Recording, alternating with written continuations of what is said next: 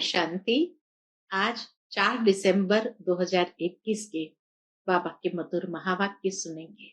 मीठे बच्चे, देह अभिमान तुम्हें बहुत दुखी करता है, इसीलिए देही अभिमानी बनो। देही अभिमानी बनने से ही पापों का बोझा खत्म होगा। आज की मुरली से प्रश्न है, सतयुग में शाहूकारी का पद किस आधार पर प्राप्त होता है?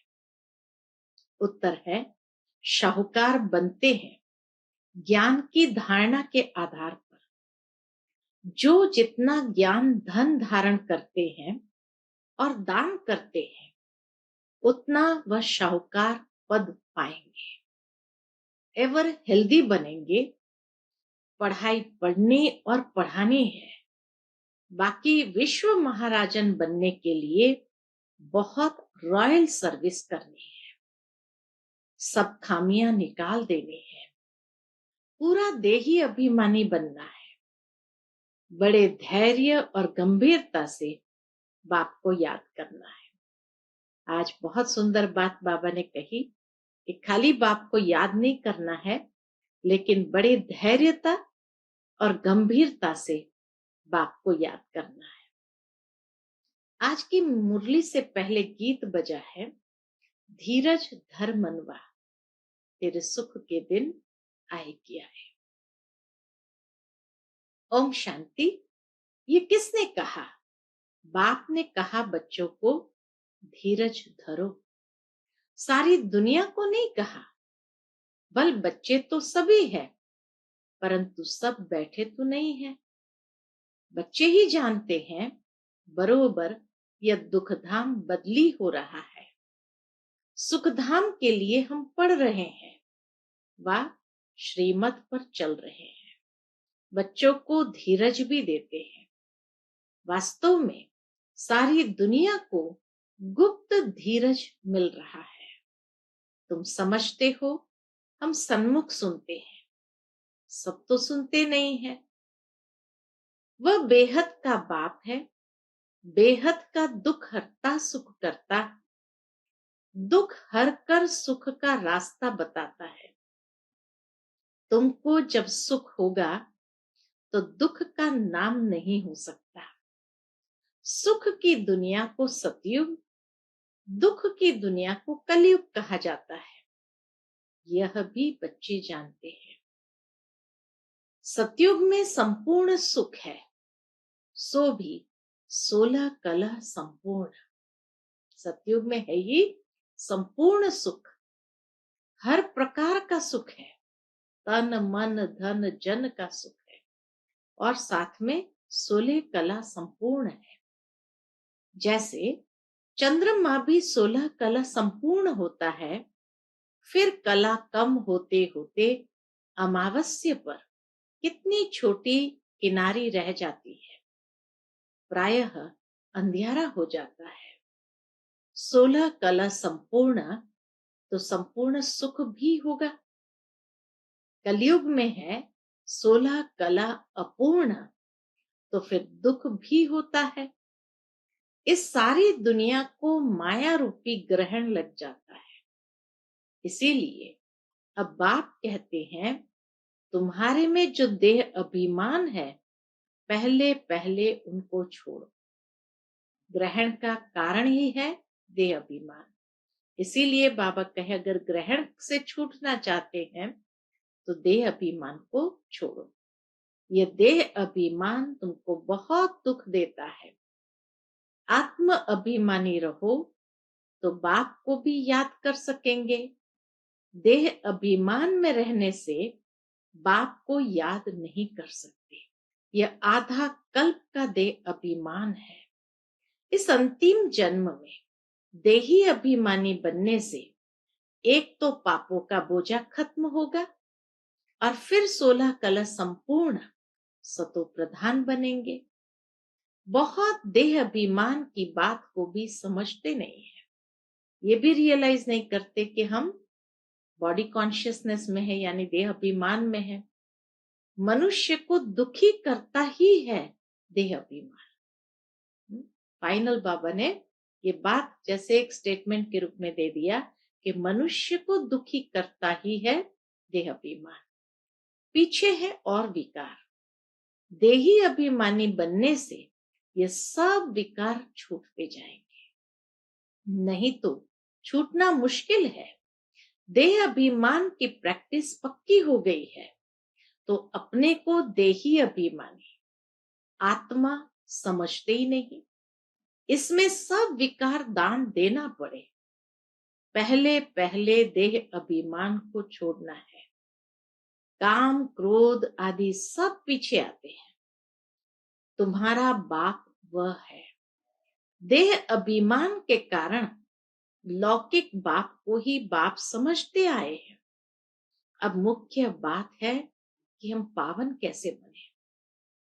पतित दुनिया में है ही सब पतित, पावन कोई हो नहीं सकते। एक बाप ही सबको पावन बनाकर खुशी खुशी से वापस ले जाते हैं। अब तुम बच्चों को तो योग का चिंतन लगा हुआ है। बाबा कहे अब तुम बच्चों को तो योग का चिंतन लगा हुआ है। जीते जी मरना है। देह अभिमान तोड़ना माना मरना। ऐसा ही हो जाता है। देह अभिमान को तोड़ना माना मरना। हम आत्मा बाबा को याद कर पतित से पावन बन जाएं। ये पावन बनने की युक्ति बाबा ने ही समझाई है। ये पावन बनने की युक्ति बाबा ने ही समझाई थी, अब फिर से समझा रहे हैं। कल्प कल्प फिर भी समझाएंगे। दुनिया भर में और कोई भी समझा नहीं सकते। मूल बात है शिव को याद करने की। सो भी जब यहां आकर बीके द्वारा सुने, क्योंकि दादे का वर्षा मिलना है तो बाप जरूर चाहिए। जिस द्वारा मिले डायरेक्शन तो जरूर लेने हैं साकार द्वारा। बहुत बच्चे हैं जो समझते हैं हम शिव बाबा से योग लगाए, ब्रह्मा को छोड़ दे। कई बच्चे सोचते हैं हमारा तो शिव बाबा से डायरेक्ट कनेक्शन है, तो क्या समझते हैं कि हम ब्रह्मा को छोड़ दे। बाबा कहे बहुत बच्चे हैं जो समझते हैं हम शिव बाबा से योग लगाए, ब्रह्मा को छोड़ दे। परंतु शिव बाबा से सुनेंगे कैसे? कहते हमारा ब्रह्मा बाबा के साथ कोई कनेक्शन नहीं है। अच्छा, तुम अपने को आत्मा समझो, शिव बाबा को याद करो, घर जाकर बैठो।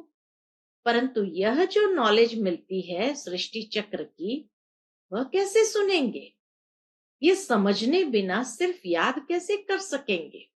इसीलिए श्रीमद् भगवत गीता में भी बहुत सुंदर बात कही है, बिना ज्ञान के ध्यान नहीं है। अर्थात योग का आधार ज्ञान है। अगर ज्ञान नहीं तो ध्यान कहां से होगा? परमात्मा को याद कैसे करेंगे? तो इसीलिए बाबा कहे यह समझने बिना सिर्फ याद कैसे कर सकेंगे? ज्ञान तो इन द्वारा ही लेना पड़ेगा ना। फिर कभी भी ज्ञान तो मिल नहीं सकता। रोज नई नई बातें बाप द्वारा ही मिलती है। बिना ब्रह्मा और ब्रह्मा कुमारियों के कैसे समझ सकेंगे? यह सब सीखना पड़े। बाप कहते हैं जो घर बैठकर पुरुषार्थ करे कर्मातीत अवस्था को पाने का, तो हो सकता है मुक्ति में जाए। बहुत सुंदर हिसाब बाबा ने बता दिया कि जो सोचते हैं कि ब्रह्मा बाबा से हमारा कोई कनेक्शन नहीं, ब्रह्मा कुमारियों से कोई कनेक्शन नहीं, ज्ञान नहीं सुनते हैं, सिर्फ याद करते हैं बाबा को, कर्मातीत बनने का पुरुषार्थ भी करते हैं, तो हो सकता है वो सिर्फ मुक्ति में जाए, जीवन मुक्ति में नहीं जा सकेंगे। बाप कहते जो घर बैठकर पुरुषार्थ करे कर्मातीत अवस्था को पाने का, तो हो सकता है मुक्ति में जाए। जीवन मुक्ति में जा न सके, ज्ञान धारण कर, ज्ञान धन धारण कर और दान करेंगे तो धनवान बनेंगे। ज्ञान धन धारण कर और दान करेंगे तो धनवान बनेंगे, नहीं तो एवर वेल्दी कैसे बनेंगे। मुरली का भी आधार जरूर लेना पड़े, पढ़ाई तो पढ़नी है ना। ऐसे बहुत आएंगे, आगे चल करके भी बाबा कहे ऐसे बहुत आएंगे, सिर्फ लक्ष्य लेकर जाएंगे मुक्ति में। तुम सब मनुष्य मात्र को समझाते हो कि तुम सिर्फ बाप को याद करो तो सतो प्रधान पवित्र बन जाएंगे। फिर जब ज्ञान धन ले तब सतयुग में शाहूकार बने, नहीं तो मुक्ति में जाकर फिर भक्ति मार्ग के समय आकर भक्ति करेंगे, किसका कल्याण कर नहीं सकेंगे, क्योंकि मनुष्य को देवता बनने के लिए ज्ञान जरूर चाहिए। तो बाबा ज्ञान का महत्व बता रहे हैं कि मनुष्य से देवता बनने के लिए ज्ञान जरूर चाहिए। ज्ञान सुनकर फिर सुनाना भी है। प्रदर्शनी में देखो कितना माथा मारते हैं, फिर भी किसकी बुद्धि में बैठता नहीं है। आत्मा कितनी छोटी बिंदी है, हर आत्मा को अपना अपना पाठ मिला हुआ है, यह तुम अभी जान गए हो। सब मनुष्य मात्र पाठधारी है, यह बना बनाया खेल है। पुरानी दुनिया का विनाश भी होना है, गाया हुआ है राम गयो रावण गयो, गयो बहु परिवार। कोई भी जाएगा परंतु बच्चों को दुख नहीं हो सकता। कोई भी बाबा कहे अगर शरीर छोड़े तो बच्चों को दुख नहीं हो सकता। तुम जानते हो यह बना बनाया ड्रामा है, सबका विनाश तो होना ही है। किंग क्वीन साधु संत सब मरेंगे, फिर कौन बैठ इनकी मिट्टी उठाएंगे। यह तो किसका नाम बाला करने के लिए करते हैं, इसमें कोई फायदा नहीं रखा है, न कोई उनकी आत्मा को सुख मिलता है। मनुष्य तो भक्ति मार्ग में जो कुछ करते हैं सब बेसमझी से। अभी तुमको बाप इतना सेंसिबल बनाते हैं, घड़ी घड़ी इन चित्रों को आकर देखना चाहिए। तो हमको बाबा पढ़ाकर क्या बना रहे हैं, परंतु किसकी तकदीर में नहीं है तो अमल नहीं करते। बाबा बहुत कुछ समझाते हैं जिस पर अमल करना चाहिए। बाप का बच्चा बनकर सर्विस नहीं कर सकते, बाप तो है ही कल्याणकारी। कई बच्चे तो बहुतों का और ही अकल्याण करते रहते हैं, जिनकी कुछ भावना भी होती है यहाँ के लिए उनकी भावना भी उड़ा देते हैं। बाबा के यज्ञ के लिए अगर किसी की भावना हो, लेकिन कई ऐसे भी है जो उनकी भावना को भी उड़ा देते हैं। ऐसे ऐसे विकर्म भी करते हैं। भूतों की प्रवेशता होती है ना, इसलिए गायन भी है, सतगुरु के निंदक ठौर न पाए। इसमें बाप दादा दोनों आ जाते हैं। निराकार को तो कोई कुछ कर न सके, उनको क्या कहेंगे। यह तो भक्ति मार्ग में कह देते थे भगवान ही दुख देते हैं, सो भी अज्ञान के कारण ऐसे समझते थे। अब तो बच्चे जानते हैं अज्ञानवश इतना बाप का तिरस्कार करते हैं। ऐसा कोई नहीं जो तमो प्रधान को सतो प्रधान बनाए और ही उल्टी मत देते हैं, और ही उल्टी मत देते हैं कि परमात्मा सर्वव्यापी है। मनुष्य कितना मूंझ जाते हैं, तब कहते हैं ब्रह्मा के तन में परमात्मा कैसे आ सकता है। दुनिया में इतना मनुष्य को गुमराह किया हुआ है, तो बाबा कहे तब कई बार मनुष्य पूछते ब्रह्मा के तन में परमात्मा कैसे आ सकता है, फिर किसके तन में आए। अच्छा, ब्रह्मा के तन में नहीं आए तो फिर किसके तन में आए, कृष्ण के तन में आए। तो फिर ब्रह्मा कुमार कुमारियां कैसे बने। वह तो फिर दैवी कुमार कुमारियां बन जाएंगे। ब्राह्मण तो जरूर ब्रह्मा कुमार और कुमारियां होंगे। ब्राह्मणों के बिना तो बाबा कुछ कर न सके, इसलिए इनका चित्र तो जरूर देना पड़े। इसलिए ब्रह्मा बाबा का चित्र तो जरूर देना पड़े। ये ब्रह्मा भी ब्राह्मण है। प्रजापिता ब्रह्मा तो चाहिए भारत में। दिन प्रतिदिन ब्रह्मा का साक्षात्कार घर बैठे बहुतों को होता रहता है। वृद्धि होती जाएगी। जिनका पाठ होगा तो फिर बहुत भागेंगे। बहुत लोग समझते हैं भगवान कोई रूप में होगा जरूर। साक्षात्कार भी परमपिता परमात्मा के सिवाय कोई करा नहीं सकता। शिव बाबा ब्रह्मा द्वारा ही स्थापना करते हैं, ज्ञान देते हैं और ब्राह्मण धर्म भी रचते हैं। ब्राह्मणों का धर्म जरूर चाहिए, वह है ऊंचे ते ऊंच। ब्राह्मणों का धर्म है ऊंचे ते ऊंच। प्रजापिता ब्रह्मा तो बहुत ऊंचा है ना, उनको कहेंगे नेक्स्ट गॉड। कितना शिव बाबा ब्रह्मा बाबा का रिगार्ड रखते हैं, ये मुरली से समझ में आता है कि प्रजापिता ब्रह्मा भी बहुत ऊंच बनता है, उनको कहेंगे नेक्स्ट गॉड। सूक्ष्म वतन में दूसरा कोई है नहीं, ब्रह्मा द्वारा स्थापना होगी बस। ब्रह्मा फिर देवता बन जाते, 84 जन्म के बाद फिर ब्रह्मा बन जाते हैं। ब्रह्मा सरस्वती सो फिर लक्ष्मी नारायण बनते हैं। ज्ञान ज्ञानेश्वरी फिर राज राजेश्वरी बनती है। ब्रह्मा सो विष्णु, विष्णु सो ब्रह्मा कैसे बने? ये बड़ी फर्स्ट क्लास पॉइंट है, इस पर अच्छी तरह समझा सकते हो। यह ज्ञान एक बाप द्वारा मिलता है। प्रदर्शनी में अच्छी तरह समझाओ कि तुम ब्रह्मा पर मूंझते क्यों हो। इतने सब ब्राह्मण ब्राह्मणियां हैं, पहले जब कोई ब्राह्मण बने तभी विष्णुपुरी के मालिक देवता बने।